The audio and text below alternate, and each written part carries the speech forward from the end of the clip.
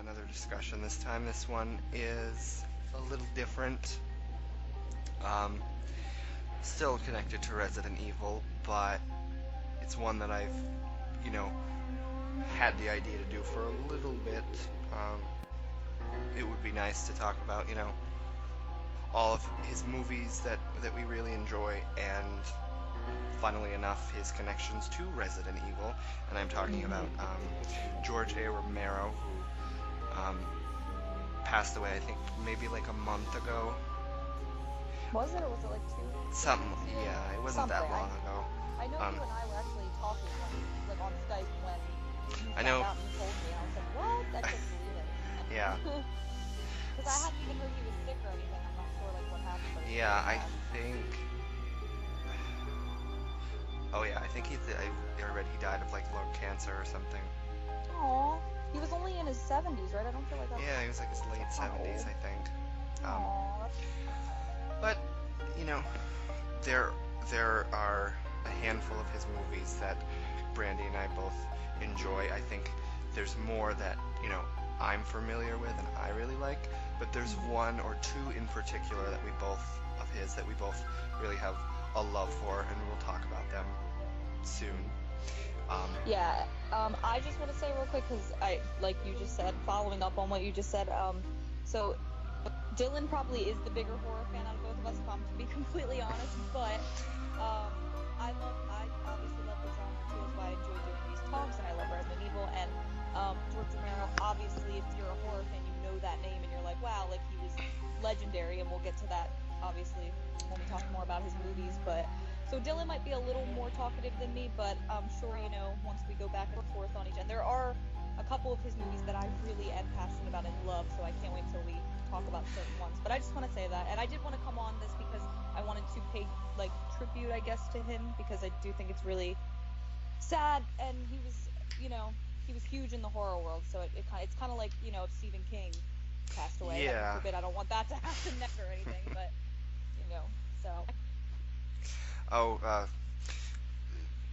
speaking of Stephen King, I did see he on his Facebook or on his Twitter a little while ago, he posted something about, oh, I George figured he Romero, probably and would.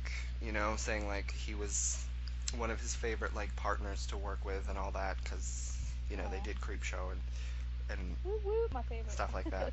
And George Yeah. Romero almost directed Pet Sematary, and that's a movie that Brandy and I really do like. And it would Oh, I be forgot about interesting that. to Yeah. see, How he would how have been. different his version would have been. I'm sure we'd still I know I would still like it, love it. Yeah. Brandy, I'm Yeah. sure, it would be different. But anyways, Yeah. Yeah.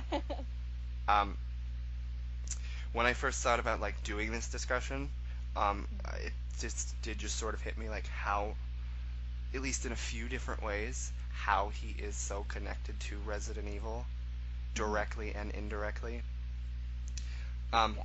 as far as maybe the first game and the series creation, I know I've read before that his Dead movies, and because he created, Night of the Living Dead, that first one created the modern zombie. Before Yes. that, it was zombies were voodoo guys and kind of dumb. But It's really interesting. Wow. but he created the whole modern zombie that's still today, and you know, Yeah. I don't know, And Resident actually is Evil. really loved today. Like, look at zombies. I feel like made a big comeback in recent years. Like, Yeah, with I guess because of the Walking Dead TV show and just some of the games. Like, zombies are like a big deal again, which is awesome. Because I think when he first made Night of the Living Dead in the '60s, obviously zombies were, you know, that was the first time people had seen that type of movie, and they were like, "Whoa!" Because wait, Night of the Living Dead was his first one, correct? yeah, At least zombie movie. yeah. Yeah, I think it was I don't want to probably be his wrong. first movie too, but I could also be Oh, wrong. okay, wow. But I think it is. Oh, wow. So yeah, so it's cool how zombies are sort of they kind of went full circle, just like kind of like how fashion trends and different things from the past always kind of make their way back around. So I feel like zombies are like the big thing right now that a lot of people enjoy putting in video games and in movies and shows, especially because of The Walking Dead, I guess. Hmm. But it's pretty cool. So, but he was the start of it. Also, without him, we might not have the Walking Dead TV show and all that. So Or we even, gotta thank him for that. or even, the Resident Evil franchise that we know, because That's who knows true. if he had never sort of invented that kind of zombie, The Yeah. first Resident Evil game, I don't know. I feel like I've read before that it was if before they settled on the Romero zombie, it was possibly going to be. I'd have to look this up, but possibly going to be like ghost enemies or something different like that, something supernatural. I can't remember Wow, more supernatural. what Wow. what what they were going for, but yeah, that's interesting to think about. That if you know his own movies influenced the creation of Yeah. Resident Evil, so the franchise that Brandi and I really love could be a Hmm. very different thing today, or not exist at all, not still be in existence. If it wasn't for George Romero, which is very interesting. Wow, that's really interesting to think, and actually kind of sad to think about. It's like if he wasn't thinking, if just thinking of Resident Evil not existing at all is kind of like no, but that's really cool. Like he did have a big, huge impact on I think anything zombie related that came after Night of the Living Dead, and that's awesome. Yeah, So I mean, I'm sure today, in Resident Evil's current state, you and I could both be like, if it stopped existing at yeah, this point. that's that's very true. I hate to say it, but yeah, I think if it stopped after 5, and I know you and I don't know if we may have mentioned this in the discussion before, but I really do think killing off Wesker, all that crap. I think if 5 had stopped, I'd be okay Yeah, with that. five was like But it not existing at all would suck, five could have been obviously. like a pretty good ending to the series, I think. But that's a whole other Yeah, discussion. story wise. Yeah, story wise. Yeah, that's Um, true. and then also on like George Romero and Resident Evil, and this is also something that Yes. Brandi and I are going to watch when we're done with this discussion. Um, his I'm so excited. the Resident Evil 2, I think, Japanese commercials, live action commercials that he specifically directed. And I think there's even like some like behind the scenes stuff where he's interviewed about it too, which I think if we can find, we should watch. Um, So, has he ever said that he's played the games? I Like, is think he a gamer at all? no, no. I think maybe in the behind the scenes stuff he might have said like a lot of directors, he like watched like his assistant play it, or he had like a video to Gotcha. get like the Got it. atmosphere and stuff. But That's cool. and like Leon and Claire in live action are in his commercials, so I know. I there's think a I version of vaguely remember seeing. yes, so there's a version of Leon and Claire that George Romero, you know, created or whatever. See, I do vaguely remember stumbling upon that Resident Evil 2 live action like trailer, and I didn't know what it. No, I think I saw it in a music video. Somebody made like a tribute to Resident Evil, and I was watching it, and I was like, "What is that?" And I was so confused, and then I think I read comments or the description, and I was like, "Oh, I gotta see that." And I vaguely remember watching it, but it'll be interesting to see it again, especially knowing he was the director, because I didn't know that. Yeah, that's pretty cool. So that's And I would guess that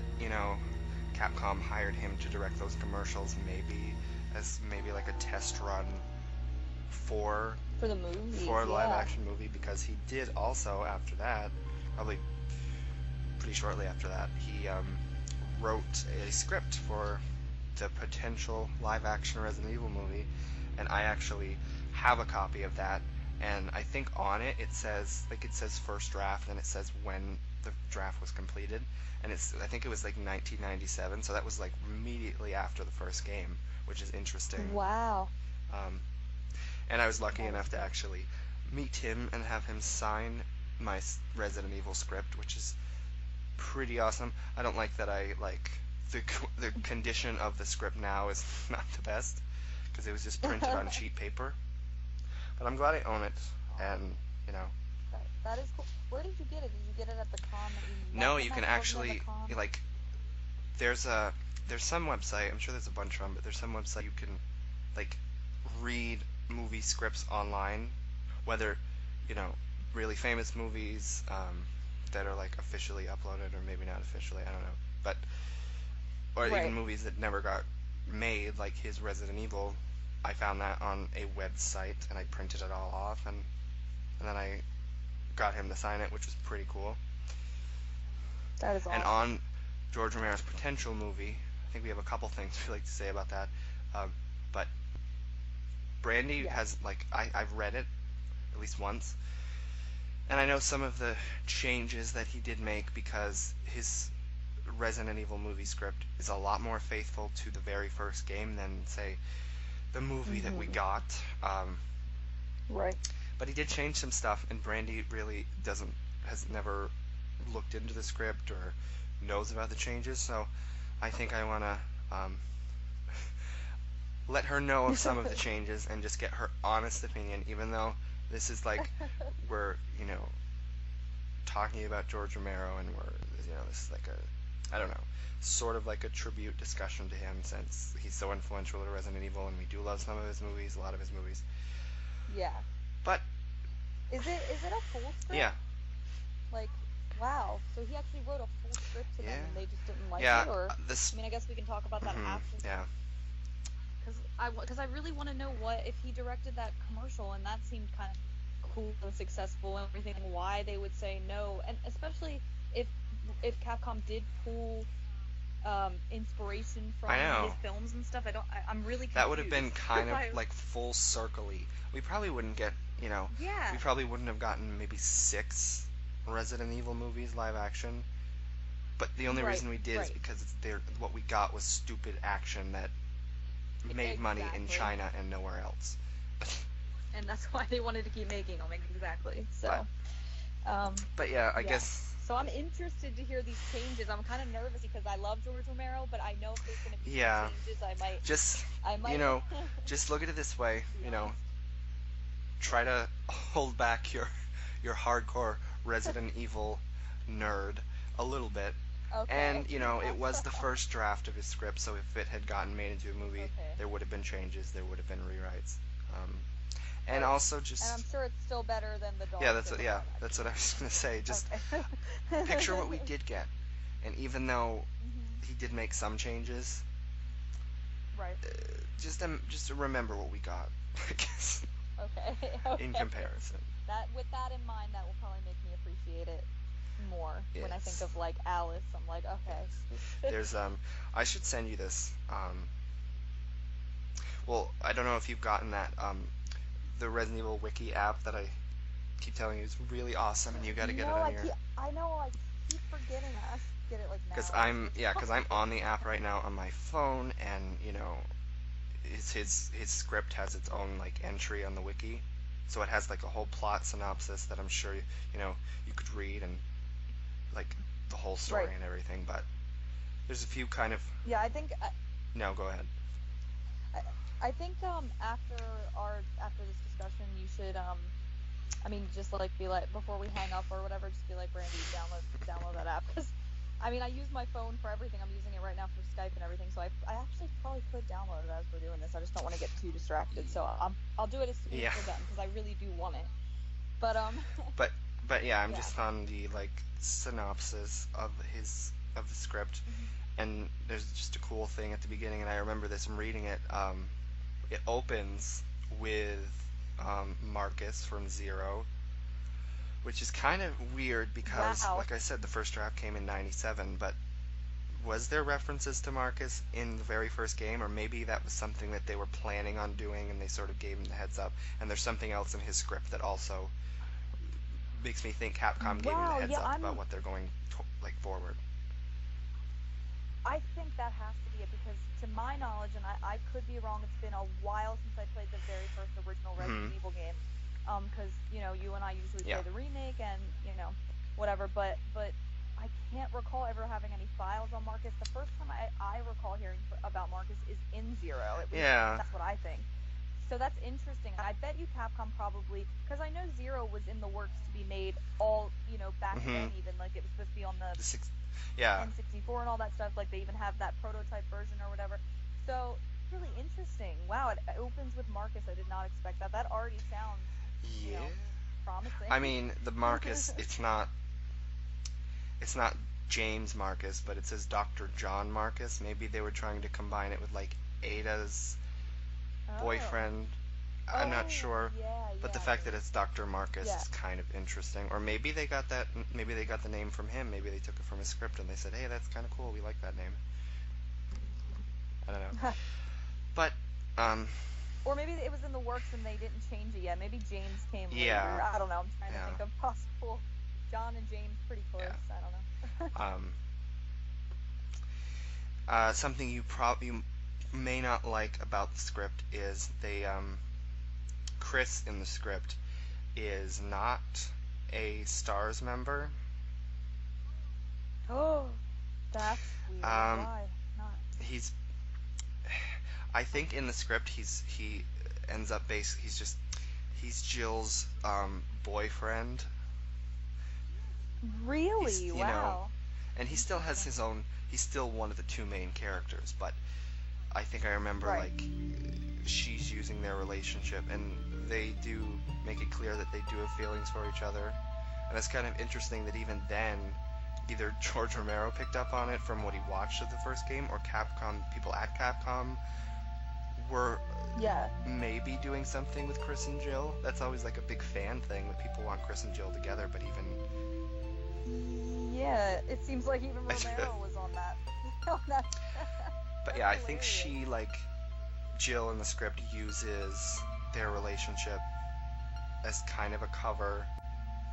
So she is a Stars member. Yeah. So Stars does exist. It's just Chris. Yeah, and it isn't. has so Okay. many, like it has in the script, there's obviously, Chris, but this, as far as the Stars members in the script, there's Jill, and they, obviously Wesker and Barry and Rebecca, but it also has, it has so many of them. Richard's in the script, Kenneth is in the script, That's um, cool. Wow. trying to remember, this entry's not that detailed, but from what I remember, and he also added in some new characters, like new Stars members that were kind of annoying from what I remember, but I don't know. Okay. I remember I remember reading interviews with him at some point, and he said he was always hesitant about doing the Resident Evil movie because he had never worked on somebody else's thing, somebody else's property before. Yeah. Yeah. And something else that's kind of So it might have made him yeah. nervous. Something else that's kind of cool and alludes to even. So they must have been giving him info on what they were going for next, even Resident Evil 1.5, because Ada is a character in his script, and if you remember 1.5 at all, in that she was, from the videos that we've seen, she was an Umbrella scientist, and that's what she is in the script, but it's still Ada Wong. That's so interesting. Well, you can't really fault him for stuff like that because Resident Evil 2 obviously was still in the works. It wasn't even out yet when and that's he wrote exactly this, so one. things That's like that. Yeah, I don't consider the Ada thing really a change because that's exactly what she was in 1.5. Yeah. So they must have just said, "This is what we're really doing." Maybe incorporate this. It's interesting to know the time he wrote this because you can kind of see certain that's really interesting. I didn't even know Ada was a part of it. I knew that it's interesting to me that he actually went with Jill. I don't know why this is so interesting to me, but it's funny because most people, when they first sit down and play Resident Evil, I feel and just say you know nothing about it, you don't know that Jill's game's easier. I feel like most people pick to play Chris. I don't know. I just feel and Chris's is the canon story, so it's funny that he. Well, they're both canon, obviously, but Chris is the one that they always use. Yeah, but that his is the one they follow in Umbrella Chronicles, and I feel like his is just more the canon one. If people, whatever. But it's interesting he went with Jill being the Stars member and Chris just being the boyfriend character. I mean, I know you said he still is sort of. He's still a main this other main character, but he also I think I remember in the script Romero, he goes a little further with because I always thought that Redfield that sounds like maybe Chris and Claire have some Native American in them. That just sounds like a Native American name, but he goes further than that, and he's very clearly acknowledged that that's part of him, and there's things like that in Chris's character. He's not he's not a stereotype, but wow, that's interesting. I never even thought about that, but wow. Is Claire in the script or no? Is it just mainly oh wait, yeah. She wasn't even a thing. And I don't remember there even being a mention of her. But then again, if oh, okay. the Ada 1.5 scientist version is in his script. At 1.5, it was just Elsa instead of Claire. Elsa, so. yeah. But there are also a couple other things, and there is kind of. I'm not going to read all of these, but on the page there are some interesting notes that it mentions about the story in his script, and I think first, I'll tell you the ones that are like probably the biggest changes in my mind that are just I remember off the top of my head, and it's listed here Okay. too. But your honest opinion about these two, in his script, Okay. Wesker's still the captain of stars and whatever. Barry's still on Right. stars, and Barry's described as like a big teddy bear, which is exactly what he is. Aw. But Yeah. apparently in the script, there's a couple things with Wesker and Barry that you might not like that he changed. And I don't know if I do either. But Barry is black in the script. I don't know. I, What? That's I so know. Maybe weird. he just wanted, because the only black guy on Stars is Kenneth, and he's just dead, Kenneth. pretty Yeah. much. So maybe he was just trying to be more, Yeah. diverse, but I don't know. And I'm not saying this to be judgmental or quote unquote racist. I know people get Yeah. offended easily nowadays. I'm just gonna roll my eyes, but that just doesn't fit Barry to me. That's really strange. I mean, it would have been interesting maybe to see how he would have done Yeah. it, but I just don't see that. I don't know. I mean, That's funny. like I said, like Barry is described in his script as like a big teddy bear, and from what I remember, Aw.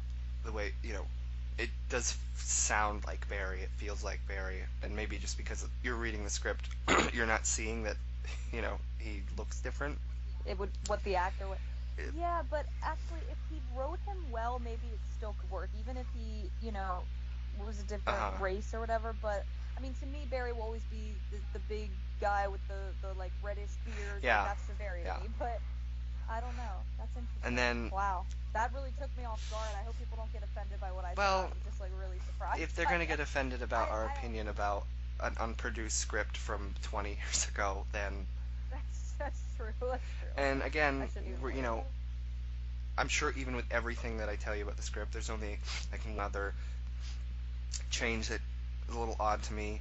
I'm sure if this Okay. movie had came out, I would imagine we could have enjoyed it more than what we got because it at least attempted to base it on the first game.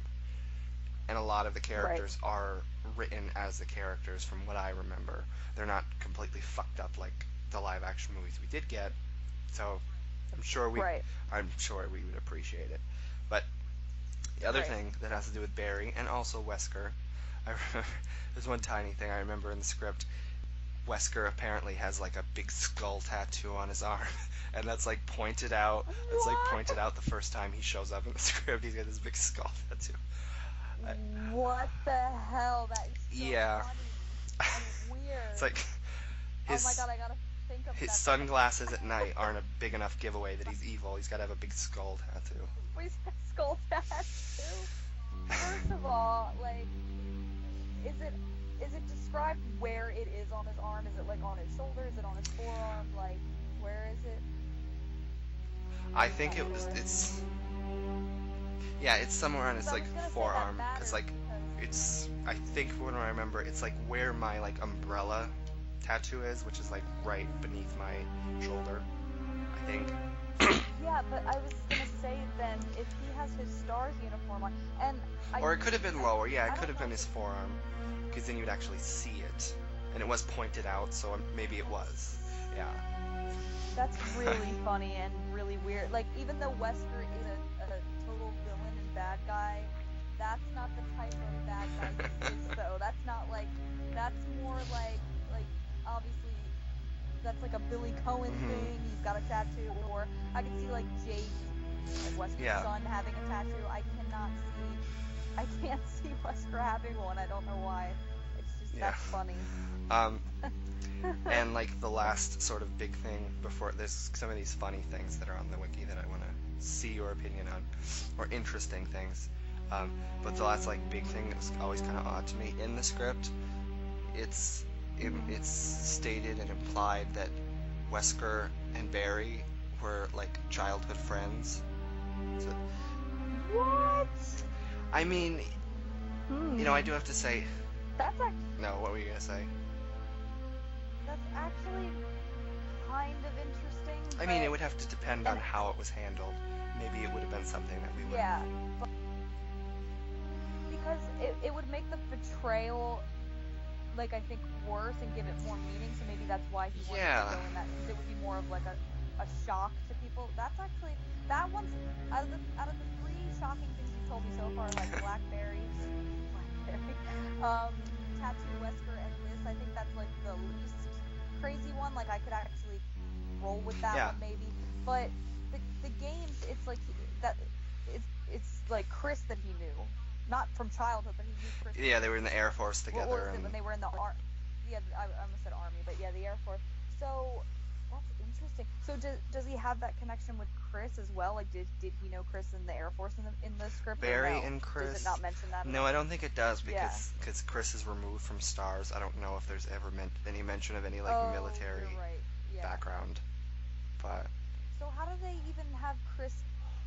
I guess I don't know. Maybe I should ask another question first of all. Because I was gonna say, how is Chris a part of it? Does it take place in the mansion where they're all investigating? I think early in the so script, like, because Chris and Jill are dating in the script, they're like, right. She gets like the heads up and the call in that they're going to like Bravo team. Their helicopter went down or something. Obviously, like in the games, I'm pretty sure it's the same thing. But they're sent in to investigate, so Jill like goes in the middle of the night and, heads in there with stars. And somehow, or in the script, Chris gets wind of that and sort of follows her and makes his way into the mansion. Oh, because he's like worried. That's so weird though. That kind of... Oh, that's weird. I'm like so like surprised by a lot of this information that I don't know how to react. But I don't know. I feel like that kind of takes away from Chris's character a little bit. Just being like the boyfriend that followed her because he's worried about her. I don't know. I mean, Chris is definitely a worrier, as we see all through Resident Evil 5, like when he's looking for Jill and everything. So I do feel like that's part of and the way he is with Claire and Code Veronica. Like he's definitely like the worrier type guy. But I don't know. That's just weird to me that he's not stars or he's not any type of special force or anything. Interesting.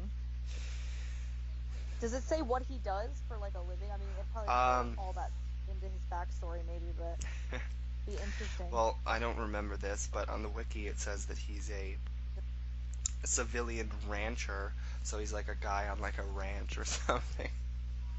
What? That's so no. I don't know, maybe. But I don't know. It's that is funny. Yeah. From what I remember, it's not as dumb as like it sounds. Really like a rancher sounds like it's big, like cowboy. That's not how I remember reading Chris in the script. I think that's just how the wiki describes him. But rancher, that's funny. Oh my god, yeah. I was saying this sounds like a weird fanfiction. Well, again, it was just the first draft. True. It already sounds more interesting than the fucking Resident Alice movies. So.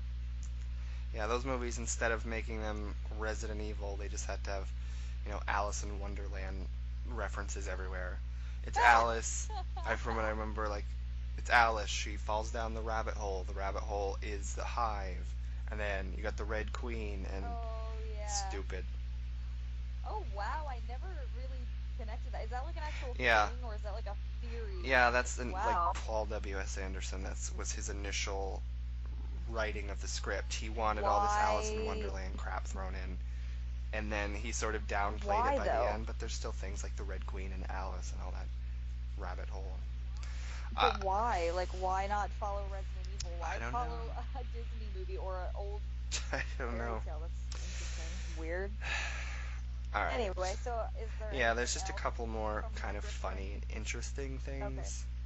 Okay. Oh, it says on the wiki is that Barry is described as a muscular black man, as big as a grizzly with the heart of a teddy. Aww. That's Barry, except not black, but that's really cool. Oh. I mean, he still gets his character right, unlike the Barry we got in Retribution. Yeah. Just a cigar-smoking friend of Leon. That's weird. Like, younger looking, yeah, and he looks so young. Like, Barry's supposed to be... How old's Barry supposed to be in RE1? 38. Is he in his 40s? Or... Yeah. So like late 30s or early 40s, and I feel like in the live action movies he looks like he's like 28, like maybe early 30s, mid 20, like yeah, he doesn't look Yeah. like the grizzly older awesome Barry. I think that guy that plays Barry in the original RE1 like opening movie cutscene or whatever would play a better Barry. Like, you know, when they show the snapshots of all of them in Westeros. Yeah, that's great. Hunters are in the script, which is cool because we never got them in the live action movies. That is cool. Yeah, because what did Mila say about them? You big frogs and yeah, there was like literally a tweet response that somebody said a few years ago that I remember. Like, oh, are hunters ever going to be in the movie? Somebody asked her something like that. And I mean, she was like, oh, guys, you really want to see giant frogs in Resident Evil? Wow, so she doesn't have any idea what she's talking about. Wow. But yeah, it's cool. Hunters are in them. So they're described, they get them right, is that in the script they're described as like ape-like and lizard-like, so they're kind of, yes, they're... Yeah, that's, wow. That would have been so cool to see how he did them. And I really wish we would have seen them in the live action movies. We saw Lickers, and they were actually done pretty cool. And, you know, it says that also, oh, I don't know if I mentioned him, but Forrest is in the script too, and it says that he mentions, he actually mentions Night of the Living Dead in the script. Yeah. Really? Oh, that's a cool reference. Sneaking it in there. But, like, does it sort of, I guess what I mainly want to know is does it play out the way that the story that, like, does Richard get eaten by Yawn? Roughly, or yeah, I think I remember it roughly. So is Nep's in it? Yeah, too? I mean, he has, like, all the, Plant 42 is in the script. That's awesome. I remember, and, like, it ends, you know, with all this, Jill survives, obviously, Chris, Rebecca, Ada. I think he kills off Barry, but I'm okay with that because at least there is like an alternate ending in the original where, you know, Barry can die. Where Barry can, yeah. How does he die in the script? I don't remember. Wesker? Maybe Wesker. Oh, okay. I wasn't sure. Yeah. But yeah, that's a lot of the big things. It would be interesting if nothing else, and you know, having George Romero even attempting Resident Evil would have been kind of an awesome thing to see, even if it wasn't 100% faithful. I don't think we can ever expect a Resident Evil live-action movie to ever be faithful, 100%. Yeah, not 100%, but I think it sounds a hell of a lot closer than the movies we did get. And are Cerberus in it too? Like, does the opening happen the way the opening does in the original, where they run from the Cerberus and end up in the mansion? Well, you said Jill goes with stars. Yeah, and then Chris I should probably have my follows, so script next to me. I'm looking at it, but I think I haven't read it in a while. But yes, I think that happens. Do you remember how he describes the mansion? Do you think it would have been like cool looking to see the mansion like on screen? Like, I would love. I mean, yeah, I think so. I always thought it would be interesting to see a movie made on the RE1 story, because how do you replace gameplay with actual like movie time? Like, how do they go through the mansion and like find keys and stuff without it getting like boring and just having somebody walk around? Like, that's really cool. So I wonder. I mean, I should reread it. And there is, I think I told you, there is some YouTube channel. It's a bunch of, like, it was like 4 guys or something. I find it weird that they didn't have one female on it, but it was kind of like a podcast they did, and they just read through the script. That would be something cool that we should watch at some point. Cool. Yeah, because I would love to hear, like, in detail, like, how he went about certain things. Like, that's really cool. And if all he had to work off of was RE1, like, that's really funny, like, because of like the city dialogue and everything and the cheesy line. I wonder, did he keep any of that in, like the humor from Barry, like Jill Sandwich or Master of Unlocking? Because I mean, they're iconic, but I think back then maybe he chose to leave them out because it was so cheesy. I don't know. Yeah. I would love if that was in the movie. That's what makes I know, how Barry is there... That so shows you likable. that Paul W.S. Anderson doesn't even understand... I mean, obviously he doesn't understand the characters, but Barry was in Retribution and he didn't have, like, a sandwich line or a fucking... or just a dumb, Yeah, goofy he should. line. They should have given him at least one of his iconic lines to say, even if he just said like, So, "What I is know. it?" or something. Like, I don't know. That would have been great, but it would have been a good nod to. But no, he just kind of made him like he writes everybody, just some serious action Yeah. hero. I don't know. So yeah, I think if Shame. anything else, it would be interesting to see what we might have gotten with George A. Romero's Resident Evil. Because apparently, Yeah. what I've read is, he wrote the script, he was hired to write the script. Capcom was upset that he followed the game so closely, and there was some Really? producer that said, "Oh, it was the script, it was just shit." And then we got what we got. So So if you thought that was shit, then thanks, guy. Look what we actually got. we got mainstream money zombie movies. That's what they wanted, I guess. How can you say anything that George A. Romero comes up with this shit? I can't even comprehend that. Wow. All right. Well, I mean, that was a lot of Resident Evil George Romero discussion. See, I told you we'd have a lot to talk about with him. Yeah. So I guess I wanted to just end this by, we could quickly discuss some of our favorite movies of his. I know we have one in particular that we both really like. Yes. And, we might potentially watch it after this. If we don't have time to, we could always just maybe watch, the commercials or even just like a couple of the stories, because I know the whole movie's like 2 hours long, but... Yes, but they're so good. I love all of them. I don't even think I said Creepshow. Said it, yeah. So yeah, Creepshow is the George A. Romero movie that Brandi and I both agree on, that we both really love. I think we've watched it together once before. And, I love that movie. I love George Romero. I love Stephen King. I love that they work together. Yeah, that's what Writer, I was gonna director. say. Like, I'm such a big Stephen. Yeah, I think them work. That was like a match made in horror heaven for them two to come together and make something. So, and I was gonna say, like, it'd be interesting too, while we're on the subject of Creepshow, if we talk about some of our favorite episodes of it or whatever. I guess because if nobody knows, which I'm sure if anybody watches this, you will know. But Creepshow is basically like a movie, but it's made up of like. The first one, anyways, made up of like 5 different. It's an anthology. Yeah. Anthology, yes. That was the word I needed. And then there's a second one, which only has what is the second 3. one? 3. The first one has 5. Second one has 3. Yeah. So there's 8 in all, but they're all pretty good. The first one I think is a little bit better. The first one is one of my favorite movies. Period. The second one. Me too. I think all the stories are good, but. Yeah. They're not like in the first movie, I love Father's Day. I love the first story. Oh, I love it. And even Me like too. I've always been interested in seeing which one of these stories from the first and second did Stephen King adapt specifically from like one of his short stories, and which ones did he create for the movies. I've always been interested in figuring that out, but I think we did figure that out at some point, but a while ago. Yeah, because I mean, if you don't know, we're also huge Stephen King fans, and we've read his. I mean, I know you've read a lot of his books, I have too, and so I would love to figure out which one of the Creepshow in the movies actually were in his books. I think you and I did look it up, and we figured out. I think there's only 2 that were in his books. And I remember. We'll have to look it up again. In the first movie, Crate, I believe, was a short. And I remember reading he's even said he wrote that for like.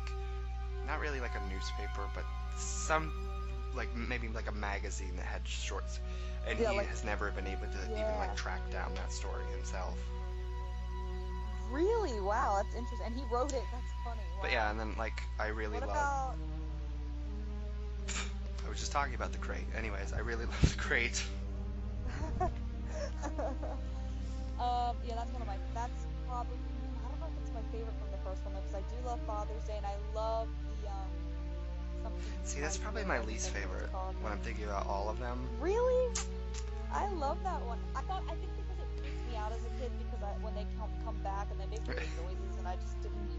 I don't like the way like he he kills him in a really creative, fucked up way, burying somebody in the sand until the freaking ocean comes up and just drowns you. It's pretty fucked up. So Yeah. I don't know. I think I really like God, I hope I don't get his name wrong. Is it Leslie Nielsen that plays Yeah. the older guy in? Yeah, I like him as an actor. So I don't know, but I do love the crate. I think that probably will be my pick for the first one. I used to not like the last one, They're Creeping Up on You, but I think I've started to really enjoy that one just because I think the actor's name is like Fritz Weaver, I think, and he just makes that whole thing. It's great. It's hilarious. He does.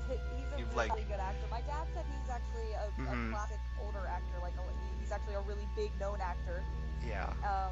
And I was like, wow, he's really good. He's I know. such an asshole. He doesn't even bother to remember half of the people's names that are talking to him, and I know, right? And he just like cusses at his employees, and then that one woman calls and says her husband died, and he's not like sympathetic at all. I'm like, wow.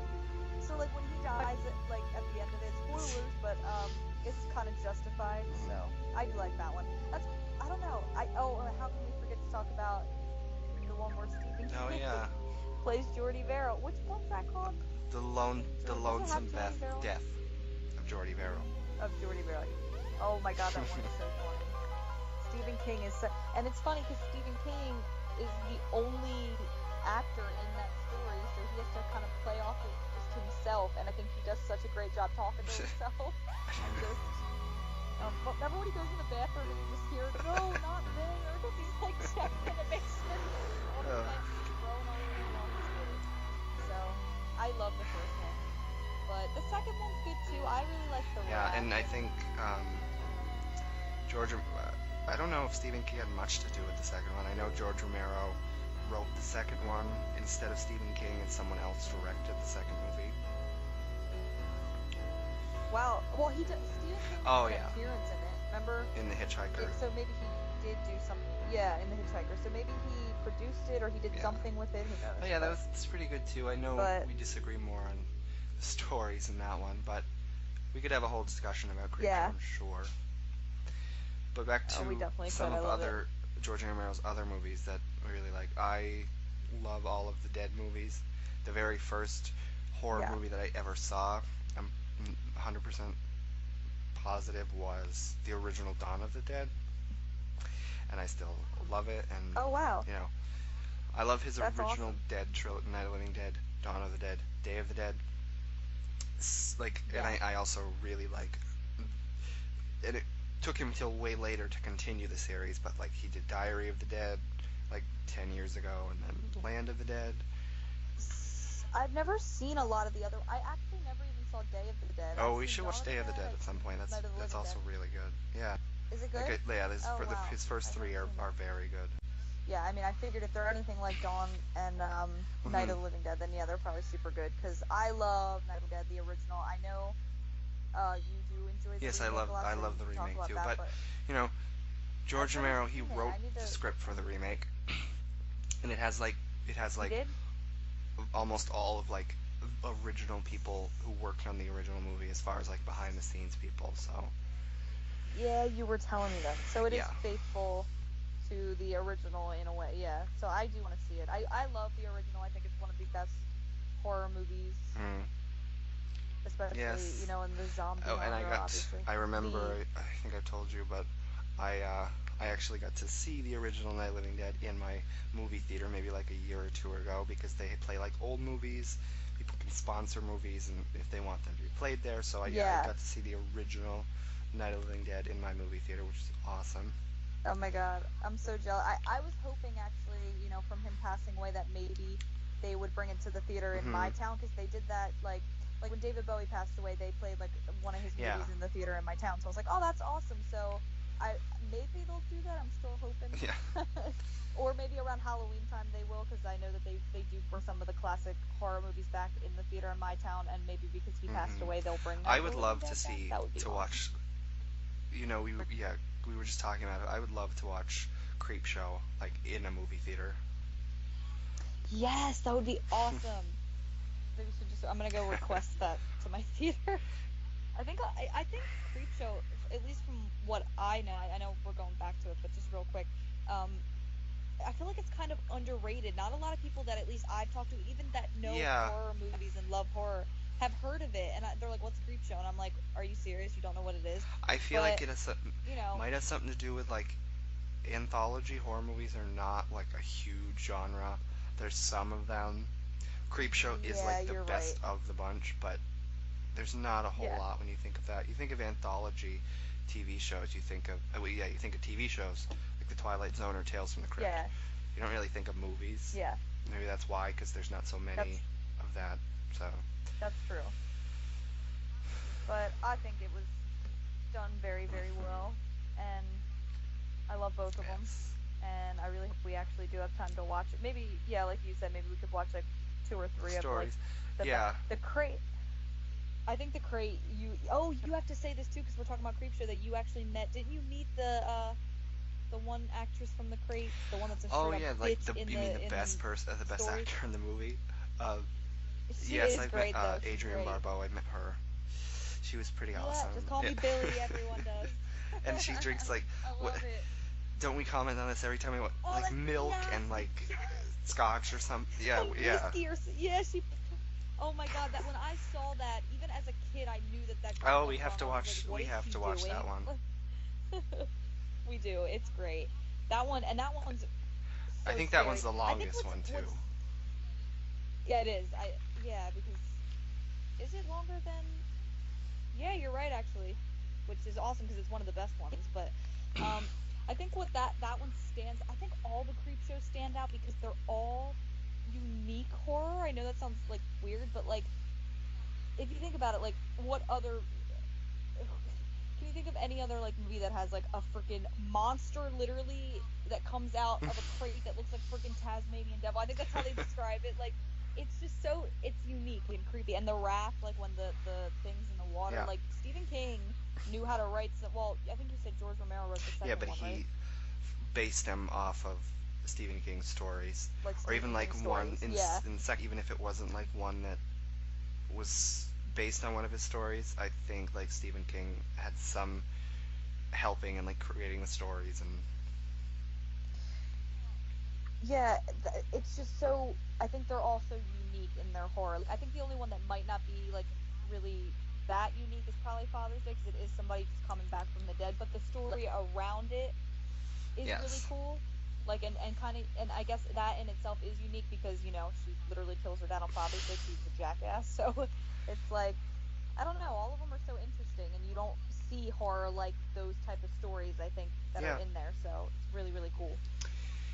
So yeah, I would highly recommend them. But anyway, see, we go off all the time. I went back to Creepshow, but because that's honestly probably my favorite work he's ever done besides Night of the Living Dead, yes, which I love. But I do want to see the remake. You do need yes. We to need to show watch me that. that eventually. I started Yeah, making a list of the movies we've mentioned, and I wrote that one down, and that should be one of the first ones that like I will pick for us to watch, and you can pick a couple too. But that would yeah. Well, we should definitely watch the yeah original too, just because we both really love it, and that was like the start of his. So yeah that would be cool to watch that. And I think I actually own that one on DVD. I think my dad might have a copy, something, so we could try to watch that.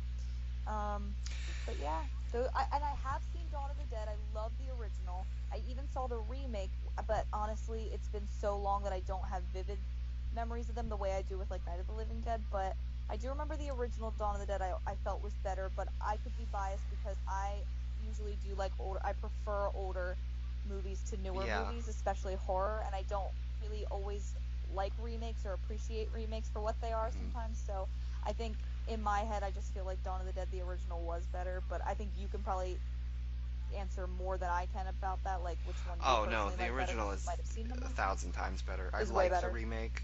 It's Yeah, different. I like yeah, it, but it's not yeah. anywhere near in the same league as like the original.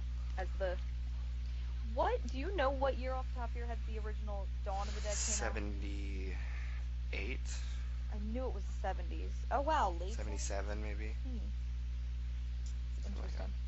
And because Night of the Living Dead, the original, the black and white one, was the I think it was 60s, right? 68. Okay, Yeah, so late like he would 60s. like his Dead movies originally, like he did Night was his Dead movie for the 60s, and then he did Dawn in the 70s, Days in the 80s.